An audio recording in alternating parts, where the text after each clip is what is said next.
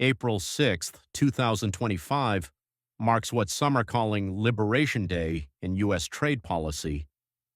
With the announcement of sweeping new tariffs, the United States has taken a strong unilateral stance to recalibrate its global trade relationships.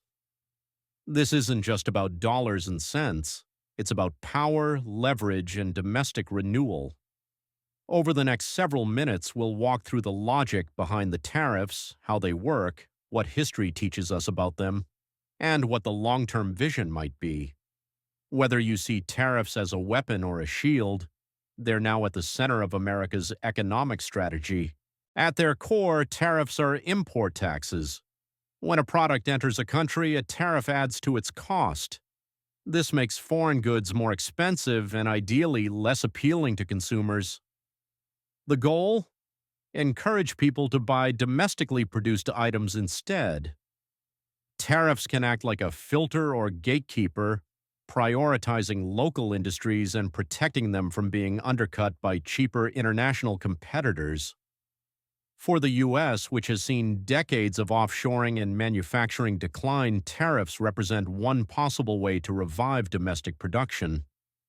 By artificially leveling the playing field, they give local producers breathing room to grow and compete. In April 2025, the U.S. Trade Representative announced a two-phase tariff rollout. The first phase applies a 10% baseline tariff to all imported goods, effective April 5th. This is a broad universal tax that treats all foreign products equally. But the second phase, beginning April 9th, introduces targeted tariffs ranging from 11% to 50%. These additional tariffs are aimed squarely at countries with the largest trade surpluses with the U.S., especially those seen as economic rivals. Exemptions exist for key goods such as steel, autos, and items already covered under USMCA. This dual-pronged approach combines uniformity with precision, using the tariff system both as a protective shield and a diplomatic pressure point. So how are these tariff rates determined? The U.S. implemented a unique formula: take the bilateral trade deficit with a country, divide it by the value of imports from that country, and then divide that number by 2. This gives you the percentage tariff to be applied, above the 10% baseline. It's a data-driven formula with a political edge. Countries with the worst imbalances are hit hardest. China, for example, has a massive trade deficit with the U.S., so it receives a total tariff rate of 54%. The idea is to penalize countries benefiting most from the trade gap while incentivizing fairer trade practices. It's a blend of math, message, and market pressure. Let's break this down further. Say the U.S. imports $500 billion in goods from a country and has a $250 billion trade deficit with them. Using the formula, 250 divided by 500 equals 0.5. Divide that by 2, and you get 25%. Add that to the 10% baseline, and you get a 35% tariff. That's how China ended up with a 54% rate, based on a $382 billion deficit.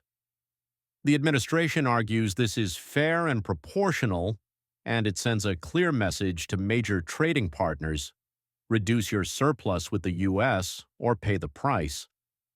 This also aims to nudge companies to source more domestically or from countries with more balanced trade. The trade deficit is a key pillar of this policy. It measures the difference between what the U.S. imports and what it exports. If the U.S. brings in more than it sells, it runs a deficit. This number includes goods and services, but most of the concern lies in goods, where the imbalance is sharpest. Year after year, the U.S. has imported far more than it has exported, leading to annual goods deficits exceeding $1 trillion. Policymakers argue that these chronic imbalances weaken the domestic economy, send jobs overseas, and leave the U.S. dependent on foreign supply chains. Tariffs, then, are a way to force a correction. Data from the U.S. Census Bureau shows that these trade deficits are not short-term blips. They're structural. Over decades, the U.S. economy has outsourced key production capacities to other countries, especially in manufacturing. The new tariffs aim to reverse that trend by making foreign imports less attractive and domestic production more competitive. Critics argue that the deficit reflects global specialization and consumer preference, not necessarily economic failure. But the administration believes reducing the deficit is essential to restoring American economic independence and resilience. History offers cautionary tales. In 1930, the Smoot-Hawley Act dramatically raised tariffs on more than 20,000 imported goods. The intent was to protect American farmers and manufacturers during the Great Depression. But the result was catastrophic. U.S. exports dropped by over 60%, over 25 countries retaliated, and the global trade system collapsed. Rather than reviving the U.S. economy, Smoot-Hawley deepened the crisis and isolated American industry. This historical example is frequently cited by economists who worry that aggressive tariffs could trigger another wave of protectionism and economic slowdown.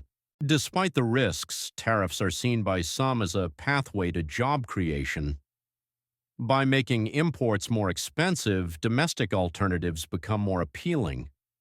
This can drive demand for locally produced goods, encouraging companies to expand operations and hire more workers. In theory, this could revitalize the manufacturing base, particularly in sectors like steel, electronics, and automotive. The key challenge is scale.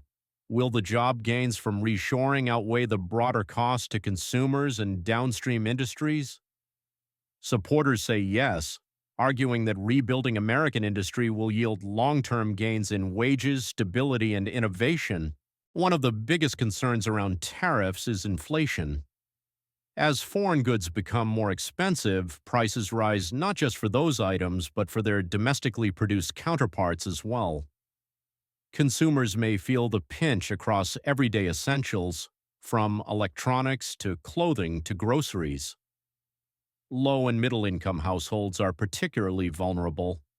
Studies from previous tariff rounds show measurable spikes in consumer prices. However, administration officials cite research suggesting the inflationary impact could be modest, especially if domestic supply chains expand to meet demand. Still, this remains a major point of contention in the tariff debate. We've seen a version of this playbook before. Between 2018 and 2020, the Trump administration imposed tariffs on $360 billion worth of Chinese imports. Imports from China fell roughly 25%, and the trade deficit dropped from $418 billion to $310 billion. Some companies reshored production or diversified supply chains. But China hit back with tariffs on U.S. goods, hurting American farmers and tech firms. The lesson? Tariffs can shift trade flows and reduce deficits, but they also invite retaliation. Understanding this dynamic is crucial as the U.S. re-enters a new phase of tariff diplomacy. Tariffs aren't just about economics, they're about strategy. In an era of geopolitical rivalry, supply chain resilience has become a national security issue. The U.S. wants to ensure that critical goods, like semiconductors, medical supplies, and defense components, are produced domestically or sourced from trusted allies. By raising the cost of imports, tariffs encourage localized production and reduce dependence on potentially hostile nations.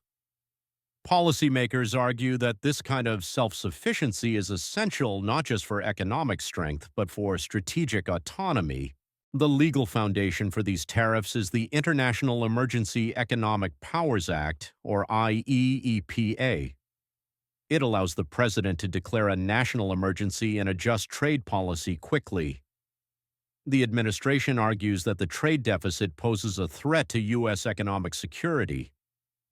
Tariffs are a way to level the playing field, ensuring U.S. workers aren't undercut by foreign competitors operating under different standards.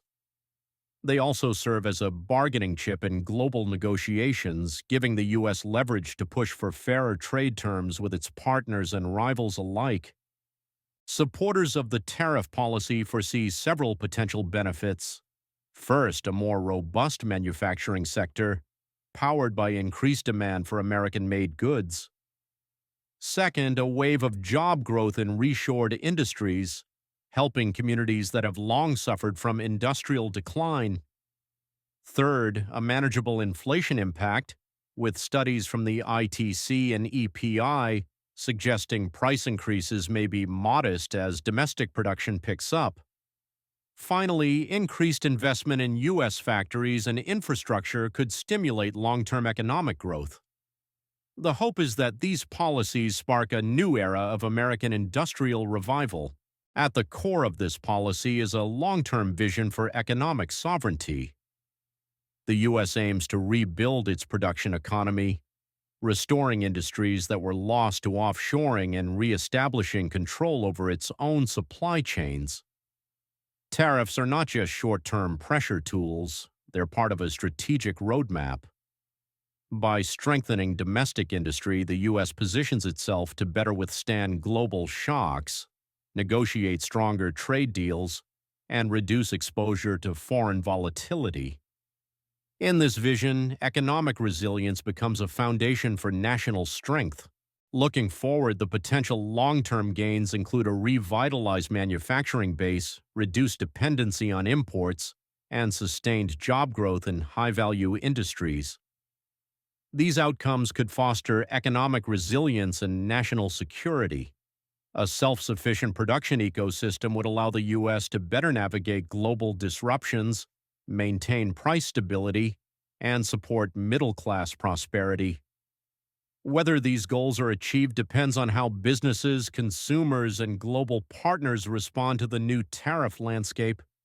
But for now, the U.S. has made its bet on protectionism, and the world is watching.